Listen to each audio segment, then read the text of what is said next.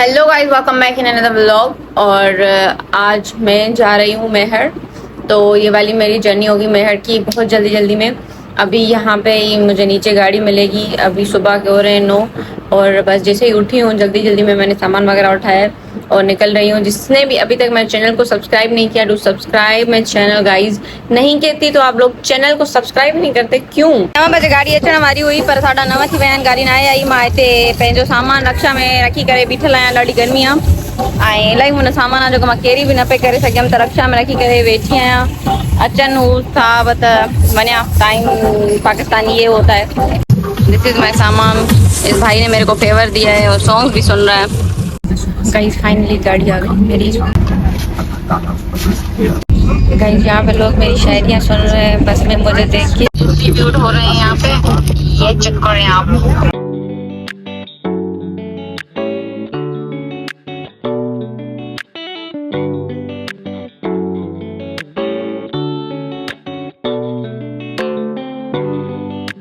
Guys यहाँ पे मैं ladies washroom में खड़ी हुई थी तो सारी जो लड़कियां हैं ना वो मुझे देख के बाहर खड़ी हो गई और कह रही थी कि यार यहाँ पे तो लड़का खड़ा हुआ है। मैंने कहा मैं लड़की हूँ। ठीक है, आधा मेहरबानी। ओके, हेलो अस्सलाम वालेकुम। केड़ा हाल है? ठीक आयो? तबियत सही है? गाड़ी के अलविदा करे ऐसा, कोच के अलविदा करे ऐसा अची विया आहियूं पंहिंजी गाड़ीअ में। हाणे अयाशी सां वेंदासीं। मूंखे सही टाइम ते अकील ॿुधायो, चई बाबा दादू आहे। मां चयो बाबा दादू आहे त भला मां दादू लही थी पवां। वाह साईं, वाह जो कम थी वियो। हिते ई बाबा खे असां पकड़े वरितोसीं। तव्हां पर पाणी हिते मार्ट ते अची वञो आहे त पोइ अचा पियो मार्ट ते। गरीब चए मां टाइम विञाइबो। अच्छा, बाबा चए थो त चलो अची बि विया आहियूं त हाणे भला मार्ट ते अचां थो। वैसे मार्ट ते अची करे तव्हां क्रॉस करे हलियो वियो हुयमि त बसि टाइम वेस्ट थी वेंदो। पोइ वरी असां हिनमहिल मार्ट ते अची विया आहियूं बाबा ऐं मां, ऐं तव्हां थोरी चङियूं चीज़ूं वठंदासीं। कॉफी वठंदमि मां त एज़ ऑलवेज। ॿियो ॿुधायो बाबा, यादि कयो मूंखे? एतिरा ॾींहं मां हली वियमि। वाह वाह। कराची, सखर, हैदराबाद, पूरी सिंध घुमी आयमि हफ़्ते ॾेढ में। हफ़्ते खां मथे 2 हफ़्ता थी विया। पोइ तव्हां त पाण खे ॾाढो अकेलो महसूस कंदा हूंदव। असल में मां ईअं थो सम्झां त सॼी सिंध जेकी आहे उहो पीर जो बादशाह आहे ऐं जिथे बि हुजो पर सिंधी क़ौम जे लाइ, सिंध जे लाइ तव्हांखे दर्द आहे ऐं सिंध लाइ जियो पिया। ऐं सिंध जी माण्हुनि जेके बेप अचनि उन्हनि जा छो वकालत जो जेको तव्हां कोट पातो आहे उहो इन लाइ ई पातो आहे त जीअं दर्दमंद जेके माण्हू आहिनि उन्हनि जो दरमान थी सघे, उन्हनि जे दर्दनि जो दरमान थी सघे, हेल्प आउट करे सघूं। यकीनन पाणी वारो जेको इशू हो उन ते तव्हां बबरलो में जेको टाइम ॾिनो ऐं मुसलसल उते वेठा रहिया एहतिजाज में, तोड़े जो केतिरा दफ़ा टेजारियो वियो त हाणे हमलो थो थिए पियो, हाणे पाणी जा अॼु खतरो आहे। पर हर खतरे खां मथे धरती सां जेको प्यार आहे उनजो को मटे कोन्हे को। छो जो ज़िंदगी त हूअं बि ख़तम थियणी आहे, हिकिड़े ॾींहुं माण्हू हूअं बि मरी वेंदो। हे छा थियो? ॿारनि खे फेराए छॾियसि। सही त आहे। अब खणीस त नंढड़े खे।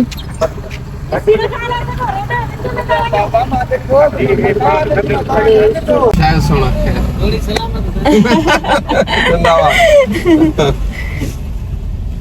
हाँ, काफ़ी सारा माण्हू हुआ ईअं बि चवनि पिया त हाणे बि उते कराची वियल हुयमि त तव्हांजो बाबा तव्हांखे हमेशह गॾु खणी घुमंदो आहे ऐं तव्हांखे तव्हांजे बाबा सां ॾिसी करे ॾाढी ख़ुशी थींदी आहे। त अहिड़ा फादर घटि हूंदा आहिनि धीअरुनि खे खणी घुमनि। माना अहिड़ा पीअर त ॾिठा आहिनि जेके पुटनि खे गॾु खणी घुमंदा आहिनि, पर अहिड़ो पीउ आहे बाबो आबिद जेको धीउ खे गॾु खणी घुमे थो ऐं हुनखे एतिरी रेस्पेक्ट ॾिए थो, गॾु कुलो कुले में मिलाए हलण जेतिरो सम्झे थो हुनखे। सो उनजे लाइ तव्हांखे मूंखे ॾाढो प्यार पियो मिले हर जगह ते। सिंधी क़ौम ॾाढी पॉज़िटिव आहे असांजी क़ौम ऐं सिंधी तमामु घणा मुहज़िब रहिया आहिनि। मुंहनि जे दड़े खां वठी सिंधियुनि जी तहज़ीब आहे ऐं मज़हबनि खां मथे रहिया आहिनि। सभिनी मज़हबनि खे हू मोहबत कंदा आहिनि ऐं इहो था सम्झनि त हर को मज़हब जेको आहे पर्सनल मामिलो आहे। सही ॻाल्हि आहे। उहो अरे लोगो तुम्हारा क्या मैं जानू मेरा खुदा जाने। खुदा सां पाण हर को पाण मुंहुं ॾींदो, पर असांखे इंसानियत हुजे, इंसाननि सां मोहबत हुजे ऐं हर इंसान पोइ कहिड़े बि मज़हब सां हुजे ख़ासि करे असां वटि जेको हिंदू धर्म आहे उहो त असां वटि तमामु घणो रहियो आहे। असां ईअं था सम्झूं त हिंदू असांजा भाइर आहिनि ऐं उन्हनि सां असांजी तमामु घणी मोहबत आहे। मज़हब कहिड़ो बि हुजे पर इंसानियत जे नाते उन्हनि सां तमामु घणी मोहबत आहे। असांजी लैंग्वेज जे करे बि छो जो उहे ओरिजिनल सिंधी आहिनि। सही सही सही। तंहिंजे करे अॻ में पंहिंजी ॿोली पंहिंजी क़ौम बाक़ी पोइ ॿियूं शयूं थी सघनि थियूं। मज़हब बि इंसाननि पाण ठाहिया आहिनि, इंसान खां पोइ आया आहिनि ऐं केतिरा ई मज़हब आहिनि। उन्हनि सभिनी मज़हबनि इहो ई सेखारियो आहे तव्हां सुठा थियो, इंसान दोस्त थियो, इंसानियत आणियो। को बि मज़हब तव्हांखे जंग जे लाइ कोन थो सेखारे, हिक ॿिए खां नफ़रत कोन थो सेखारे, विढ़णो या तशद्दुद करणु कोन थो सेखारे। तंहिंजे करे पहिरीं त इंसान सां मोहबत कयो। जेको बि मज़हब आहे उहो इंसान सां मोहबत थो सेखारे। तंहिंजे करे इंसान जेको आहे न उहो अज़ीम आहे ऐं पंहिंजी क़ौम सां मोहबत कयो, पंहिंजे वसीलनि जी मालिकी करियो ऐं धरतीअ खे पंहिंजो सम्झो। पोइ दर्द जो दरमान थियो जेके तकलीफ़ कारायता थियो।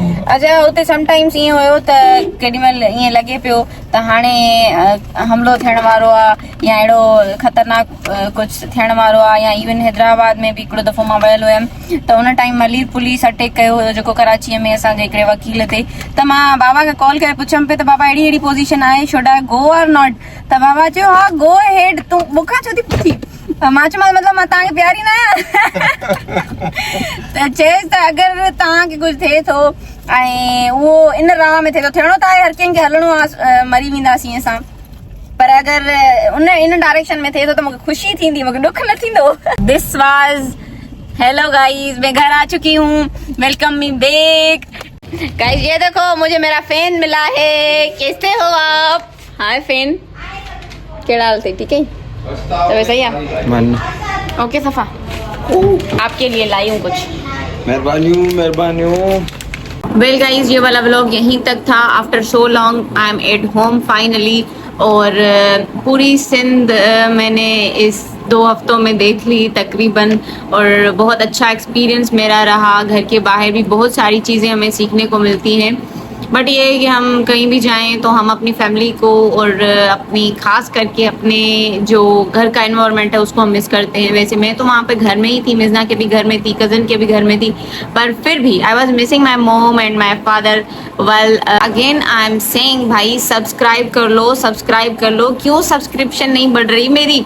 व्यूज़ तो अच्छे खासे आ रहे होते हैं लेकिन सब्सक्राइबर्स नहीं बढ़ रहे होते, तो डू सब्सक्राइब माई चैनल।